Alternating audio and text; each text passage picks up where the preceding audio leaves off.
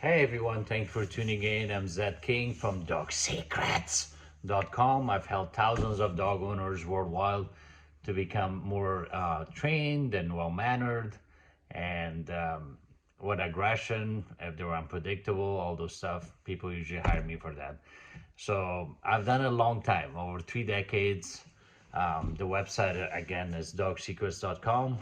And today I'm going to discuss what's the worst thing you can do besides abusing your dog and neglecting your dog.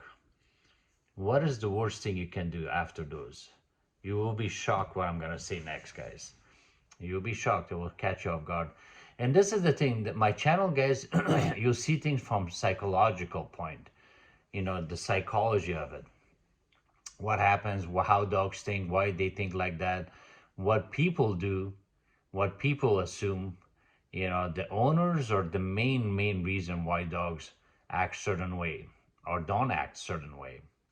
You know, the it's really the psychology. Almost everything dogs do, guys. You gotta know why is that? Why is that happening? Everything is the psychology behind of it, right?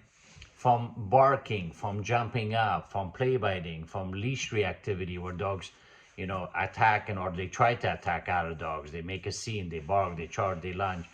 From potty training, from separation anxiety, when the dog's unpredictable, when the dog guards things, steals things, the dog is fearful. It's always there's psychology behind it. The mindset, the thinking, the psyche. You have to know that. And the more you watch my channel, guys, the more you learn these things. Anyone can beat a dog, anybody can bribe a dog. You got to go deeper than that. All right. So the worst thing you can do, guys, after beating your dog and abusing your dog and neglecting your dog is what? Spoiling it. Spoiling your dog to the extreme makes your dog unruly, unreliable, and even unpredictable. I repeat, your dog will most likely become unruly, unreliable, and unpredictable. So unruly is unruly, right? Like the dog's just not listening, just hyper, always barking, jumping up, play biting, pulling on the leash, knocking things down, no manners. The dog has no manners. Unreliable is when you want them to listen, they don't listen. Yeah, your dog may sit, or stay behind closed doors or on little or no distractions that will come to you. But when there's a main distraction, the dog not reliable. You don't have a treat, the dog not reliable. The dog not unpredictable is common sense, guys. Common sense. So when a dog is really pampered, really spoiled, they become unpredictable, guys. They become very unpredictable. This same thing happens with people, with kids. So the more a dog is really spoiled, the more unruly, unreliable, unpredictable become. The more a kid is spoiled, the more unreliable and unpredictable they'll become. They will be unruly for sure. Spoiled kids are unruly, right? And they're also unpredictable, guys. They're unpredictable. So after a while, you see that like, okay, this kid is doing something I didn't see coming, Even they're very spoiled, guys. They become unruly, unreliable, and unpredictable. All right, so I'll go over spoiled dog tests. What are the things that makes a dog unpredictable, guys? What is the thing that people do that they don't know they're doing, and unknowingly they're making the dog more spoiled and pampered. And I would make these mistakes myself if I didn't know about dog psychology. I would, really. A lot of these will make you laugh because you're like, my God, that's my dog. So first one is, what you name your dog? If your dog has human name, most likely it's spoiled. So it should be a dog name. I know some of you say, well, my kid named it, or it came with that dog, with that name. Well, you could have changed it. You could have given it a nickname. So dog with human names usually are more spoiled. Is it a strong name? Like, did you name your dog Ninja, or, Capone, or Rambo, or Stitch, or Chief, Cleo, like Cleopatra, Boss, Bullet, Grenade, Killer? Like, what would you name a dog Killer, Like, Lhasa Apso named Killer.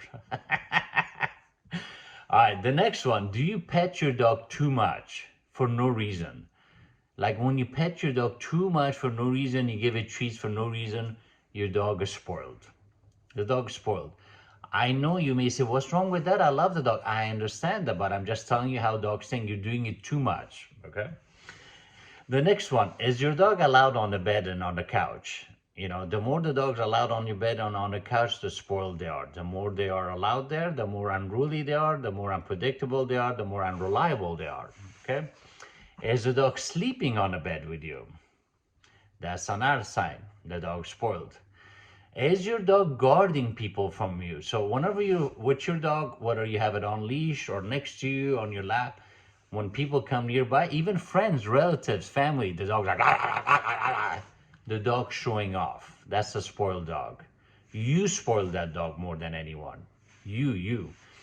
Because your husband is not a threat. Your son is not a threat. Your daughter is not a threat. Your spouse, your girlfriend, boyfriend, your best friend, they're not a threat. The neighbor's not a threat. So the dog's showing off. Like, get away from my mommy. Get away from daddy. I'm going to kill you. Oh, she is mine. She is mine. And then you guys say the dog's being overprotective. People that don't know about dog psychology say that, guys. The dog's not being protective. The dog's being a jerk. The dog's being a bitch. The dog's showing off. Again, you gotta know dog psychology, guys. The next reason, guys, your training foundation was based and built from treats. So if you give your dog treats too much, guys, you're bribing. You're bribing. So dogs that are being bribed, they become unruly, unreliable, and unpredictable. I know for a fact your dog is unruly. And I know for a fact your dog's unreliable. Some of your dogs are unpredictable. You know who you are. But I'll bet you anything, almost every dog is unruly and unreliable. They are. All right, the next one. Your dog, you cook for your dog. Your dog is not always eating like, oh, I got to cook for you, dog. Whatever I eat, my dog eats. That means your dog is spoiled. You went overboard. Is your dog's pictures all over the place? Is it all in frames everywhere? Is it in your lock screen? That means you have a spoiled dog. The dog's not reliable. The dog's unruly. All right. The next one, guys, is your dog going with you everywhere? You hate leaving it at home. You don't take vacations. You're going, on vacation places that the dog is allowed. That is a spoiled dog. That is a spoiled dog. You went overboard. Okay.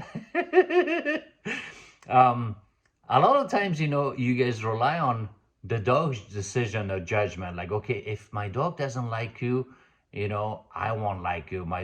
It's a dog, guys. It's a dog, the dog's showing off. So I get it. Like sometimes dogs pick up someone has a malicious intention, like the dog acts weird. But most of the time, the dog's being a jerk. The dog's like, this is my house, get out of here. This is my mom, get out of here. You should happy I let you in. Did I tell you can get up really fast? Did I tell you can be animated? Did I tell you can talk louder? Who told you can clap? Who told you can laugh like that? I'm going to bite you now. So again, that's how dogs think, guys. I do this for a living, guys. I do this for a living. I get 20 to 30 calls a day, emails, from all over the world. I do phone consultations, house calls. I do boot camp where I work with people's dog and I give them training, So I know dogs. You got to know that if someone does it as a pro for a living, their word means something because this is what they do. I work with dogs all day long. I talk to dog owners. I deal with difficult cases, okay? And almost every dog that I deal with, they're spoiled. The next one, guys, you always make excuses for your dog unruly behavior. Like, oh, it was that dog that started it. Oh, he was sick that day. It was a bad day. It was rainy. It was cold. He wasn't himself. That day I was sick. He picked up my energy. I was kind of sad. He picked up my energy. And then he went bitch. It was my energy. It was my energy, It wasn't dog's fault. He knew that I was down. I was down and it was my energy, energy. I'm sick of hearing energy.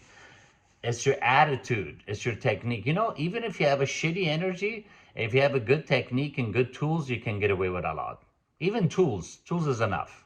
If you have the right tools, even if you have shitty energy, it will work. Okay, it will work.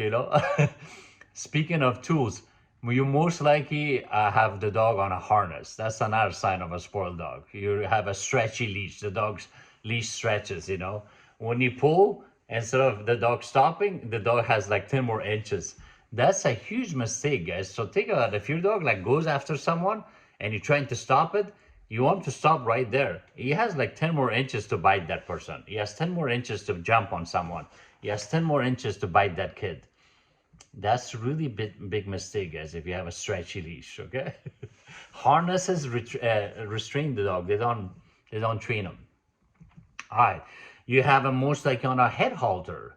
Head halter makes your dog look like they're wearing a muzzle. Guys, head halters are for camels, alpacas. It's a dog. It's not an alpaca. You have a dog, guys. You don't have a camel. You don't have a horse. It's a dog. Treat it like it's a dog. Like it's a dog, right? All right. So I think I got all of it. Looking at my list here. Let's see. Yeah, I got all of them. So, and if you have a small dog, you carry it with you all the time. You have a little stroller for it.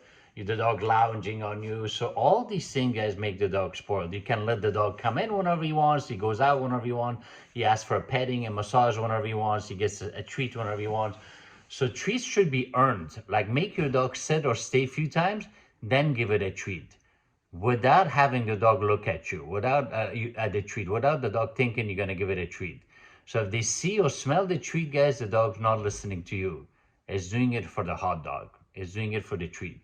The dog should sit. Why? Because you said so. The dog should stay. Why? Because you said so. Because you're the dad, you're the mom, you're the teacher, you're the leader. Not because there's something in it for them. There's something in it for them. It's a dog. It's a dog. I love dog with all my heart, but they're still a dog. Okay. Drop a like, guys. It helps me out with the channel, growing the channel. Spread it, spread the word, share the video. It really helps me out. The website, again, is dogsecrets.com. And I have the book, it's Dog Prodigy. I still offer house calls all over, in California. And I have Doggy Boot Camp in Los Angeles and in Sacramento. The Los Angeles one, they take unpredictable dogs too. Sacramento, I'm working on that, not yet. All right, guys. Thanks so much.